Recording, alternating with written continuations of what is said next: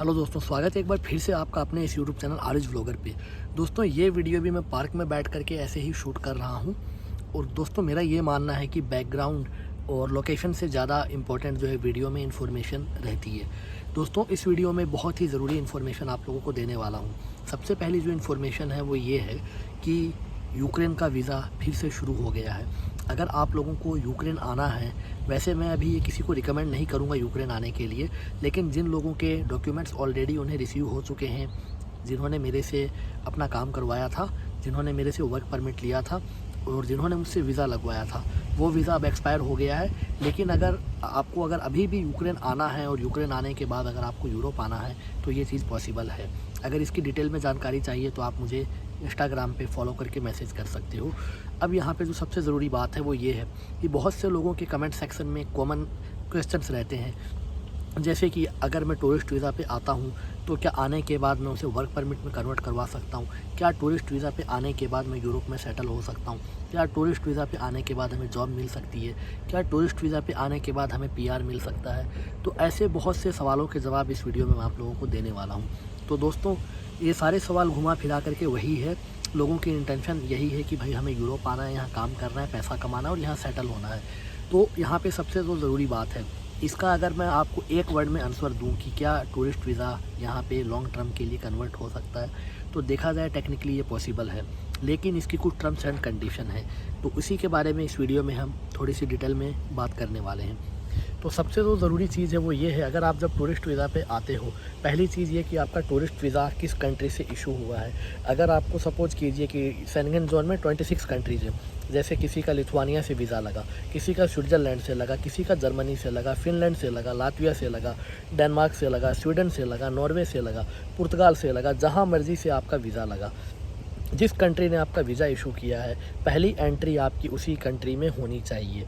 जैसे कि किसी ने जर्मनी से अपना टूरिस्ट वीज़ा अप्लाई करवाया, वीज़ा उसको ग्रांट हो गया, वीज़ा उसे मिल गया, उस बंदे को अपनी कंट्री से फ़्लाइट पकड़नी होगी जर्मनी की।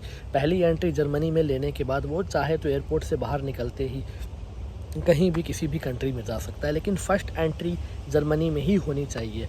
तो ठीक है। इसके अलावा जो दूसरी चीज़ है कि भैया चलो यूरोप आ गए आप, अब आपको यहाँ पे सेटल होना है, तो उसका दो ही ऑप्शन है आपके पास। पहला पुर्तगाल, दूसरा स्पेन। स्पेन मैं कभी रिकमेंड नहीं करूँगा, क्योंकि स्पेन में पेपर मिलना बहुत मुश्किल है। वो बस आपको झांसा देते रहेंगे कि आप टैक्स पे करते रहो और मिलेगा मिलेगा, लोगों के 15-15, 20-20 साल निकल जाते हैं। अब जो दूसरा ऑप्शन है वो पुर्तगाल। पूरे यूरोप में आपको कोई एजेंट चाहे कुछ भी बोले, टूरिस्ट वीज़ा आपका कहीं कन्वर्ट नहीं हो सकता है सिवाय पुर्तगाल के। पुर्तगाल में अगर बंदा इलीगल भी है तो उसे भी 5 साल के बाद पेपर मिल जाता है, लेकिन ये चीज़ मैं किसी को मैं सजेस्ट नहीं करूँगा कि आप इलीगली बॉर्डर क्रॉस करके आप लोग यहाँ पर आओ या फिर डोंकी लगा करके आओ। नहीं, ये बिल्कुल गलत है। तो अगर जो बंदा यहाँ पे लीगल तरह से आया है, चाहे किसी भी वीज़ा पे, वो बंदा पुर्तगाल में पूरी लाइफ के लिए सेटल हो सकता है। और 5 साल के बाद जो है उसे यहाँ का पासपोर्ट मिल जाता है 5 से 6 साल में, और 1.5 से 2 साल में उसे यहाँ का ID कार्ड मिल जाता है, जिसे हम टेम्पोररी रेजिडेंस परमिट बोलते हैं। अब बात यह है कि भाई अगर आप टूरिस्ट वीज़ा पर यहाँ आ जाते हो, उसके बाद आपको क्या ध्यान रखना है। जब भी आप पुर्तगाल में एंट्री करते हो, मान लीजिए आप जर्मनी से पुर्तगाल गए या जिस कंट्री से भी पुर्तगाल गए, आपको अपनी वो फ़्लाइट टिकट, या ट्रेन से जाते हो ट्रेन टिकट, या बस से जाते हो बस टिकट, वो आपको संभाल के रखना है। पुर्तगाल में जाने के बाद आपके उस प्रोसेस का, आपका जो वीज़ा कन्वर्ट होगा, उसका जो पहला प्रोसेस है, पहला जो स्टेप है वो यही है कि आपकी लीगल एंट्री होनी चाहिए, आपके पास प्रूफ होना चाहिए, ठीक है, कि आप पुर्तगाल कैसे आए। ये चीज़ हो गई।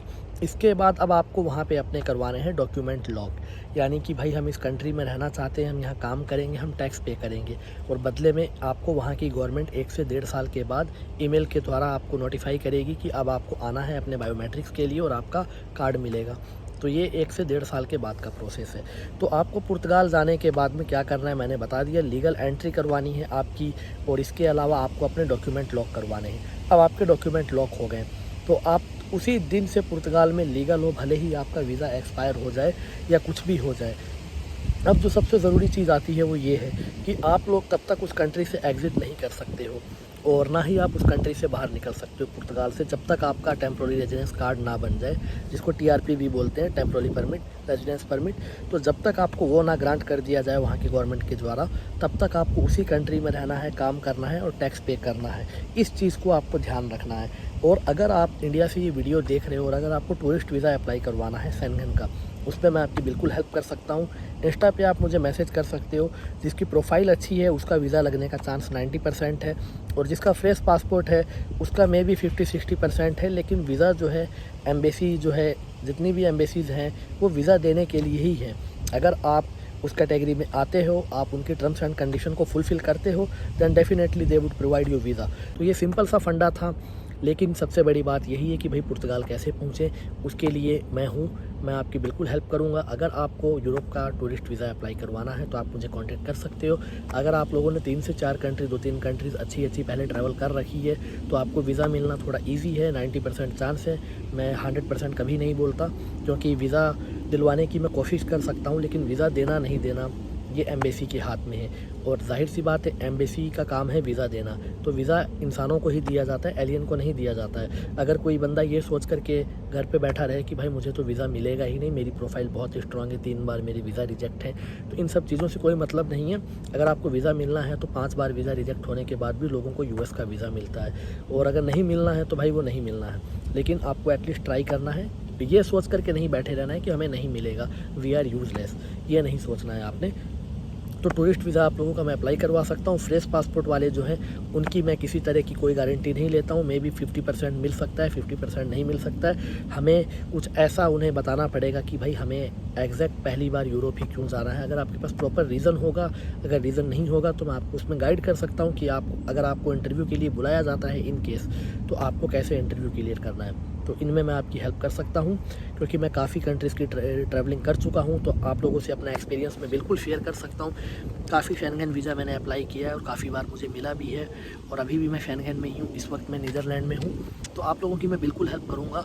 तो आपको करना ये है कि इंस्टा पे, जो यहाँ पे स्क्रीन पे नज़र आ रहा है, इंस्टा पे फॉलो करके मैसेज करना है अगर आपको कोई रियल में हेल्प चाहिए तो। वरना प्लीज़, अगर आपको फालतू मैसेज करना है, टाइम पास करना है, तो मैं आप लोगों को अभी ही थैंक यू बोलता हूँ और बाय बाय बोलता हूँ। तो बस सीधी सी बात है, वीज़ा जो है देने के लिए ही होता है, ये इंसानों को ही मिलता है, एलियन को नहीं मिलता है। तो ये सोच करके आप लोग ना बैठें कि भाई हमें वीज़ा नहीं मिलेगा। और अगर आपका कभी वीज़ा रिजेक्ट भी हुआ है तो अभी हम ट्राई करेंगे कि आपकी बेस्ट प्रोफाइल बनाएं और एक अच्छे तरीके से हम आपका वीज़ा अप्लाई करवाएं। बाकी जो है, वीज़ा मिलना नहीं मिलना आपके लक पे और आपके डॉक्यूमेंट्स पे डिपेंड करता है। तो आई होप कि इस शॉर्ट्स और स्वीट वीडियो में आप लोगों को दी गई इन्फॉर्मेशन समझ में आई होगी। चैनल को सब्सक्राइब कर देना और बेल आइकन को प्रेस कर देना। जितने भी लोग थे उन सबको ये सवाल का जवाब मिल चुका है।